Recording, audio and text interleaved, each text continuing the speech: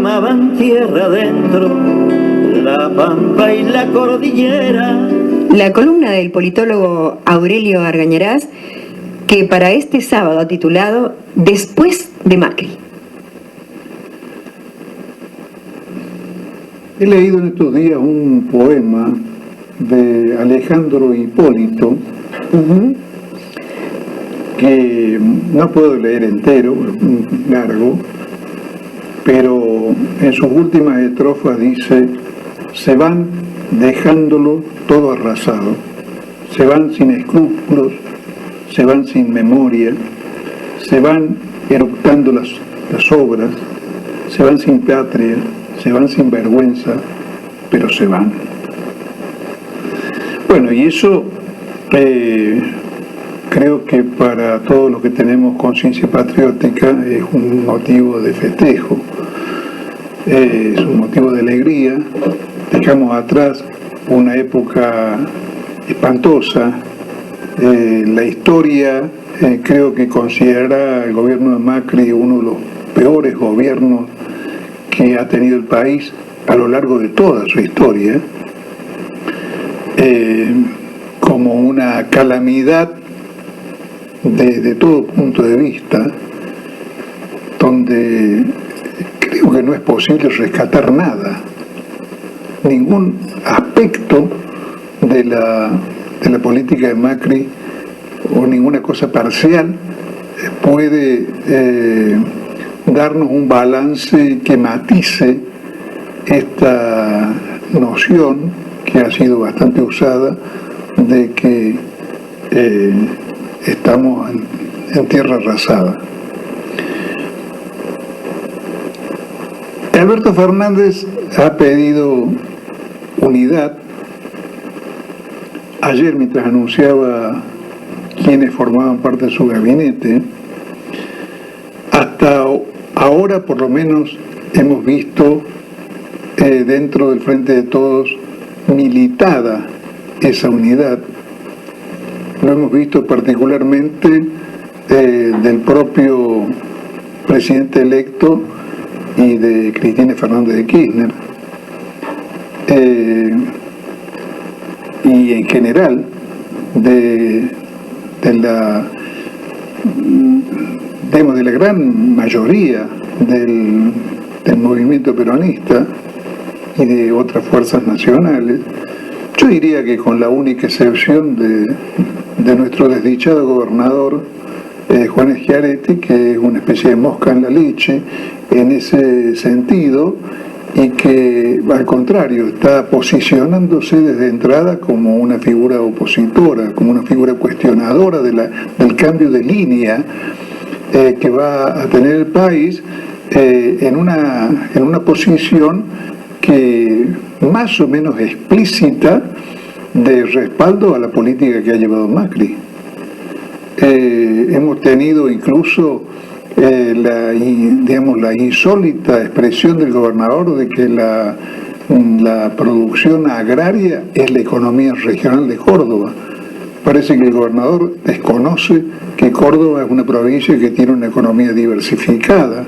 Uno puede decir que la economía de la yerba mate es la economía regional de Misiones, pero decir que Córdoba tiene como economía regional el agro es una cosa que no resiste el menor análisis, pero que sirve para desconocer que la política de Macri en Córdoba ha tenido una terrible repercusión en la caída industrial, en la parálisis, por ejemplo, que sufre actualmente la industria automotriz, la industria de autopartes, con despidos todos los días, con la caída de las ventas en todo el sistema comercial de la provincia. Y no solamente eso, que se podría abundar mucho más, sino con una terrible caída de la propia recaudación impositiva municipales y provinciales, que pone en cuestión la situación de la provincia. Pareciera que para Schiaretti todo eso no existe, sino solamente existe la economía agraria.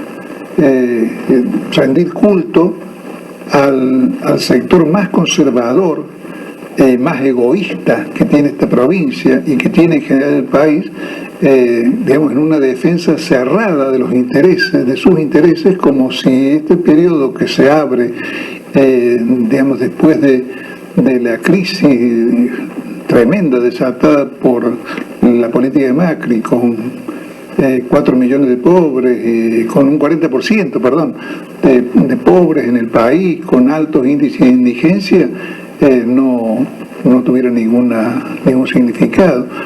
Y como si los intereses afectados, en el caso particular de nuestra provincia, no tuvieran ninguna significación para el cordobesismo. Curioso cordobesismo, que desconoce los intereses de la mayoría de los cordobeses. Pero bueno, esa es una historia parcial aparte.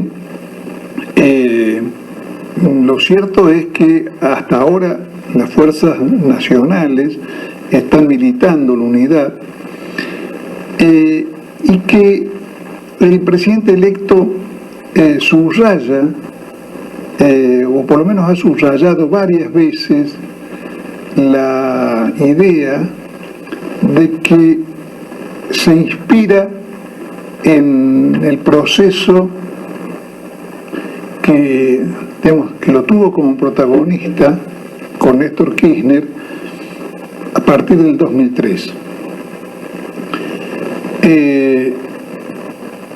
Yo aprecio lo que parecieran ser altas cualidades políticas de parte de Alberto Fernández, y nos promete, en la cancha se ven los pingos, pero nos promete un manejo sutil de la política, pareciera dotado de una visión útil para procesar adecuadamente lo que alguien llamó las contradicciones en el seno del pueblo que existen. Es decir, acá hay dos campos. Hay un campo oligárquico imperialista, compuesto por los bancos, compuesto por el capital financiero internacional, por ciertos sectores del capital extranjero, por los agronegocios, las empresas que se dedican a la exportación de cereales y una porción significativa de las empresas dedicadas al negocio energético. Eso constituye el establishment imperialista oligárquico del país, opuesto a un sistema de intereses nacionales compuesto a su vez por distintos sectores industriales, trabajadores, pequeña burguesía, clases medias, sectores que han sido colocados por la ruina y la decadencia del país en una situación marginal. Todo ese conjunto, que creo que es el que ha sido protagonista de la derrota de Macri y de esta nueva etapa que empezamos, tiene, y eso es imposible de desconocer, tiene intereses antagónicos entre sí, pero que deben ser adecuadamente procesados si no queremos que se fracture el campo nacional popular y que de esa fractura que esa fractura dé una oportunidad de recuperación a estas fuerzas que acaban de dejar el país arrasado y que en realidad, como también dice el poema de Alejandro Hipólito, llegaron ricos y se van más ricos.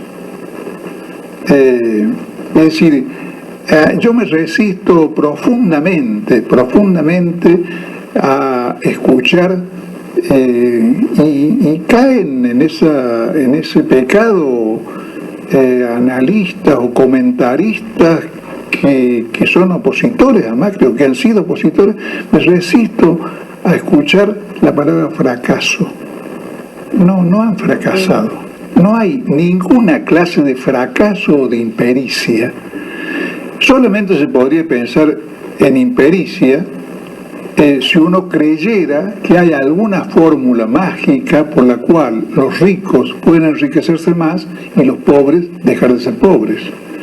Si uno creyera que hay una fórmula mágica que permite que desaparezcan las contradicciones sociales, que desaparezca la necesidad de establecer algún criterio distributivo de la riqueza y de los ingresos, para establecer un mundo de armonía feliz donde todos recibieran de todo.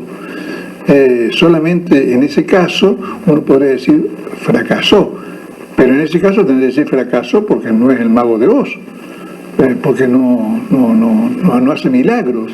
En realidad el gobierno de Macri no fracasó, el gobierno de Macri vino a hacer lo que hizo y lo que ha hecho con un gran éxito. Claro, con un gran éxito. Es la política. Es la política que querían hacer. Querían fugar del país todos los miles de millones de dólares que fueran posibles. Endeudarnos.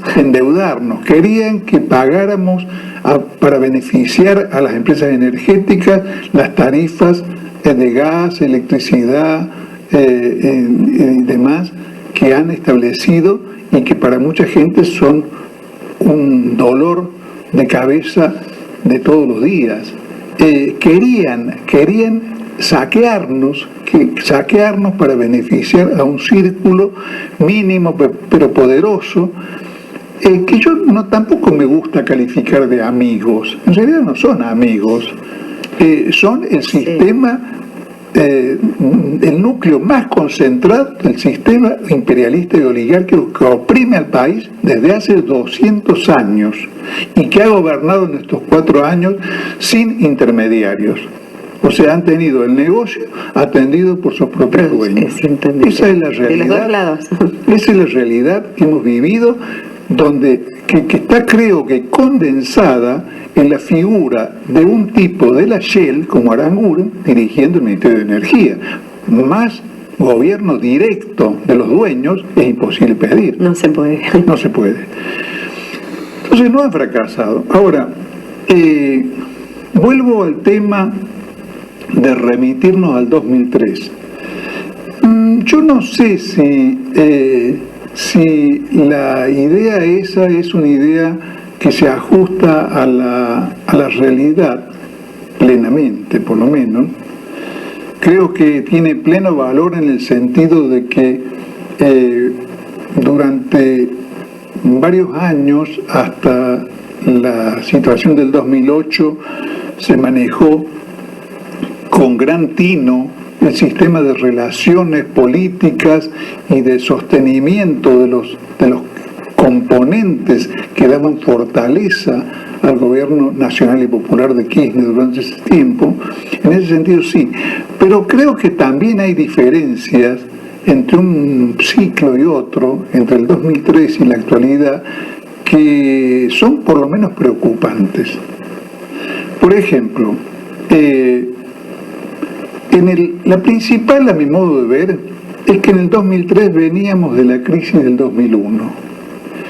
La crisis del 2001 había derivado o había sido encarada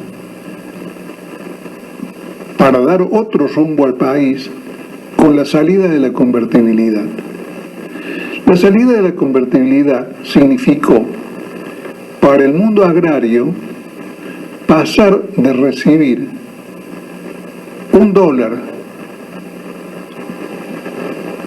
por cada peso a pasar a recibir $1 cada 30 centavos de peso, porque el peso había pasado de 1 a 1 a 1, 3 y pico.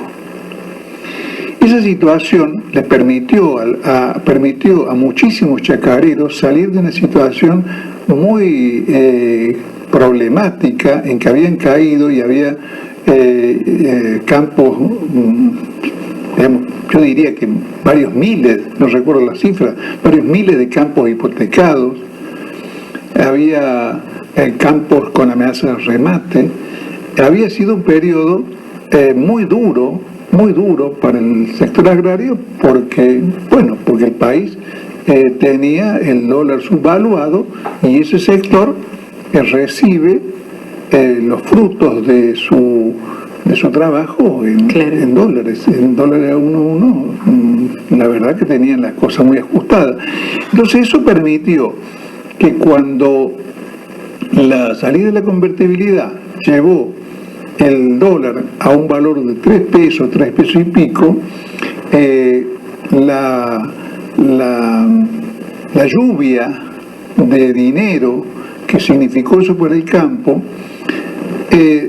no los hizo resistir que junto con esa medida de la salida de convertibilidad se establecieran las retenciones que se establecieron en ese momento, se estableció el gobierno de Duhalde, en un orden del 30% más o menos, tampoco recuerdo las cifras estrictas, pero digamos el 30% significaba que antes no tenían retenciones con la convertibilidad, pero recibían un dólar por un peso, y ahora recibían el triple menos el 30%, que de todos modos es mucho mejor que recibir uno sin retenciones. En este momento el mundo agrario, al contrario, viene de ser uno de los niños mimados de Macri. Entonces están cebados, y en esta situación en la cual el país necesita, cosa que se dice fácil, pero no es fácil hacer, del esfuerzo de todos, de que todos pongan, ¿no? De que todos pongan. Sí. Pero eso se dice, pero después... ¿Los hechos? Los hechos después que ponga el otro. Entonces, en esa situación, bueno, vemos que hay amenazas de salir a las rutas, de poner los tractores y otras hierbas, ¿no? Que a mí me da la impresión de que pueden ser son una amenaza real, pero pueden ser también sobreactuadas un poco, porque hay que entrar a una negociación desde la posición de fuerza mayor que sea posible, porque por lo menos hay trascendidos de que sectores de la Federación Agraria han estado en este tiempo negociando con el equipo de Alberto Fernández, y que habría, eso lo vamos a ver, que habría una voluntad del nuevo gobierno de reforzar las retenciones, pero al mismo tiempo hacer lo que no se hizo en el 2008, que es segmentarlas. Es decir, establecer diferencias entre los segmentos más poderosos, más ricos, agroexportadores, los grandes productores y los pequeños. Y eso podría contar con la quiesencia de la Federación Agraria, que agrupa a los chicos, y impedir que el rencor de los grandes pulpos encuentre una base de apoyo significativa desde el punto de vista de mover masas. Establecer las diferencias. Cuando uno generaliza campos, como que está metiendo todos en... Exactamente. Y yo creo que por eso actúa Schiaretti como actúa. Eso es particularmente importante en Córdoba, porque Córdoba es una de las provincias donde son más abundantes las pequeñas propiedades rurales. Acá hay menos grandes propietarios que en las provincias de Buenos Aires, y una proporción mucho mayor de chacareros pequeños y medianos. Entonces, una política que segmente es una política que va a permitir por lo menos neutralizar o no enojar a los chicos y medianos, y que se la tengan que bancar solitos los grandes pulpos. Pero de todos modos, aun cuando se obrara, que espero que se obre con la inteligencia que supone adoptar esa línea, lo cierto es que no es la situación de la cual gozó el gobierno de Néstor Kirchner en aquellos años, porque en aquellos años no solamente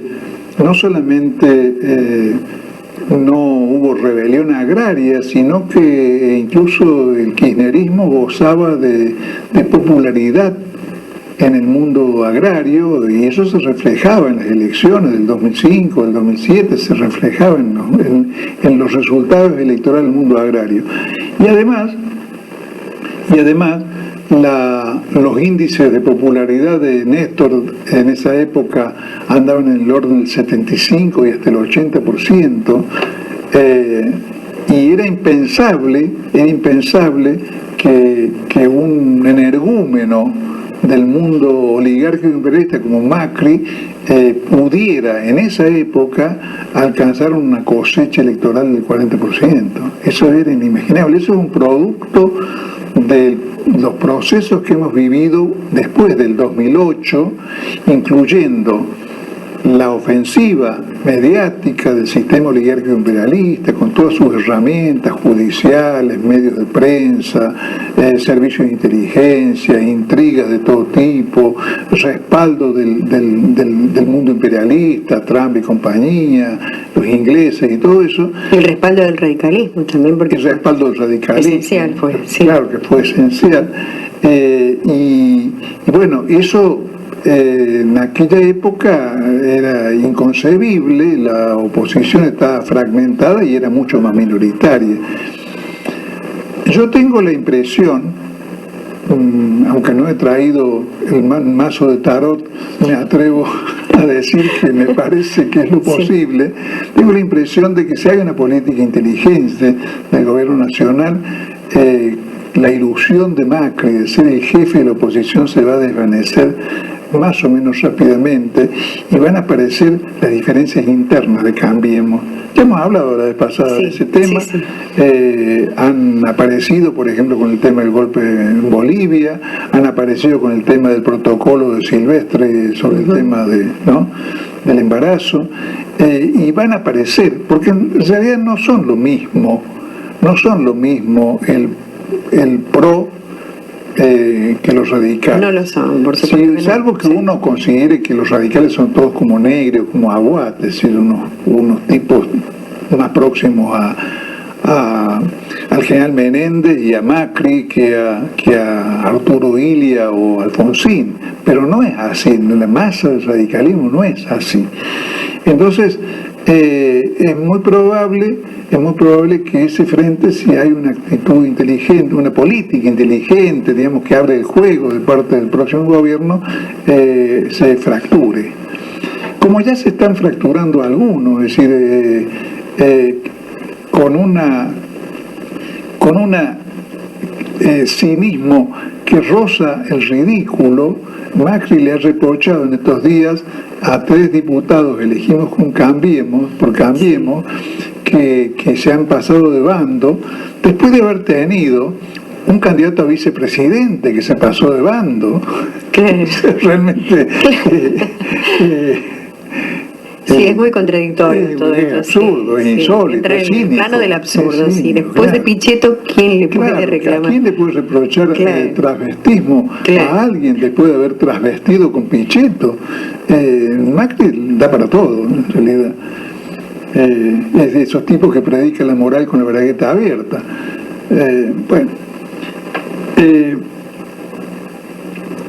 Bueno, esa situación creo que también podría ser descrita, digamos, desde otro ángulo, en términos de que en los primeros años del gobierno de Néstor no estaba planteada como está planteada hoy la lucha por la hegemonía ideológica sobre la sociedad argentina. En este momento uno podría hablar de que esa lucha por la hegemonía de alguna manera está casi empatada, aunque digamos el triunfo electoral de Alberto Fernández y Cristina fuese claro y una diferencia importante, pero digamos el hecho de que Macri haya podido sacar el 40% nos coloca en una relación donde no estamos lejos de aquella en la cual Néstor, si bien había llegado al gobierno con el 22% de los votos por el retiro de Menem de la segunda vuelta, pero gozaba de un respaldo de opinión realmente inmenso en el primer año. Yo recuerdo que en los años en los cuales Néstor Kirchner y Labaña emprendieron la renegociación de la deuda externa, los economistas liberales que han estado en el gobierno de Macri publicaban artículos diciendo pero la Argentina se va a caer del mundo si seguimos haciendo esto, y enseguida seguían publicando, pero nadie, perdónenme el término, pero nadie daba pelota. La Argentina miraba por otro lado y decía, estos tipos, bueno, están digamos gritando, pero no tienen ningún sentido. Y en cambio, en este momento la situación no es exactamente la misma. Creo que el 2001 había predispuesto a la población en contra del neoliberalismo después de 10 años, desde el 89, de 12 o 13 años, desde el que llegó Menem hasta la caída de la Rúa, habían pasado 12 años en los cuales el neoliberalismo había llevado también en la Argentina a una catástrofe, y entonces había una predisposición más nacional, una mirada más nacional de la gente que había sido estafada por los bancos, y que formaba parte de nuestra clase media. La clase media, digamos, se rebeló en el 2001 contra la estafa bancaria y empezó a apedrear bancos. Con el corralito. Claro. Entonces, era otro el clima político.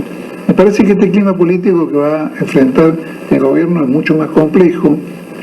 El cuadro latinoamericano es más complejo. Totalmente distinto a cuando estaba en la presidencia de Kirchner, en aquel momento estábamos con Chávez, Lula, con una serie de gobiernos latinoamericanos, digamos, con políticas nacionales y populares. Hay una cosa que tampoco permite pensar que la van a tener todos consigo ahora, y es que en realidad el mundo de los gobiernos neoliberales de América Latina tiene demasiados problemas adentro como para dedicarse a jodernos la vida de los argentinos, ¿no?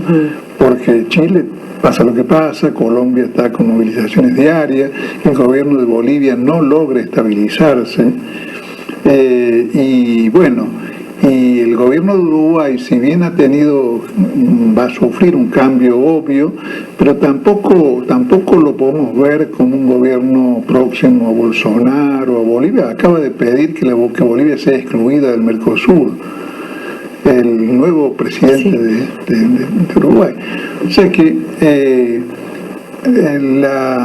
si bien a nivel de gobiernos el cuadro es muy distinto, tampoco la situación es la de hace más o menos un año, en que el neoliberalismo parecía tener en América Latina el campo conquistado. Es una situación en disputa mucho más tremenda, y que incluso tiene finales imprevisibles, como el caso de Chile, ¿no? Ya llevamos más de 50 días. Más de 50 días, sí. Y la situación de Bolivia sigue siendo una situación inestable, a pesar de que es difícil pensar que digamos, se recupere el poder por parte de las fuerzas populares. Tampoco parece que logre el nuevo gobierno estabilizarse, y mucho menos tener aire suficiente como para dedicarse a golpear a la Argentina. También es cierto que el cuadro global es distinto. No eran tan agudas en aquellos años los enfrentamientos entre los bloques. No se vivía nada parecido a la guerra comercial entre Estados Unidos y China que vemos hoy. Corea del Norte. Claro.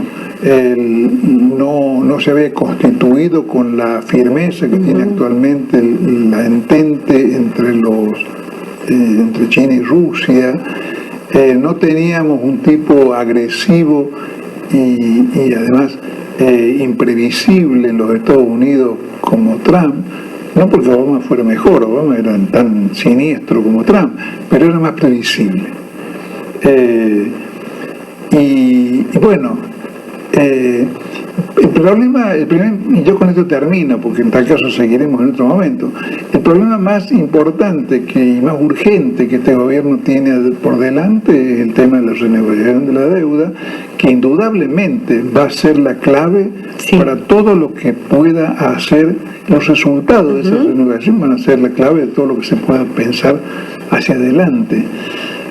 Creo que en ese sentido corremos con la ventaja de que si el gobierno sabe, enfrentar los problemas con un orden táctico adecuado, en el periodo de la renegociación de la deuda va a contar con un amplio respaldo de todo el país.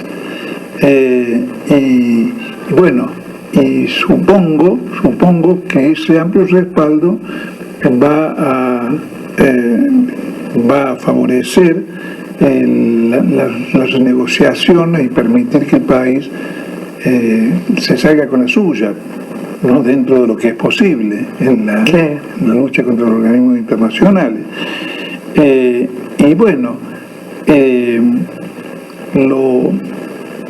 Lo que indudablemente no va a poder esperar los resultados de esa negociación son los problemas muy urgentes del hambre, que pareciera ser que hay un programa para encararlos como una emergencia, como debe ser. Y creo que las mayores incógnitas están planteadas, todavía no podemos saber cómo se va a desarrollar esa película, en las relaciones internas del poder. A mí me llama la atención el hecho de que, como también ocurría en el 2003, en ese sentido las situaciones son paralelas, no hay una jefatura claramente establecida, una jefatura personal claramente establecida en el conjunto de las fuerzas nacionales. En el 2003 eso era así, porque Duhalde había sido el padrino de Néstor, y Néstor hasta se decía que podía ser un Chirolita de Duhalde, digamos, no tan grande o tan notoria era la debilidad de origen del gobierno de Néstor. Acá nadie se atreve a decir, aunque algunos lo sugieren, que Alberto Fernández sea un Chirolita de Cristina. Pero yo por lo menos no me atrevería a afirmar una promesa de que no van a existir conflictos. Bueno, esperemos. Es la política. La vida es así, la política es así. Gracias, Abril. Que es todo lo universal, visto con ojos de criollo, sin comerse los embrollos del cipallaje local.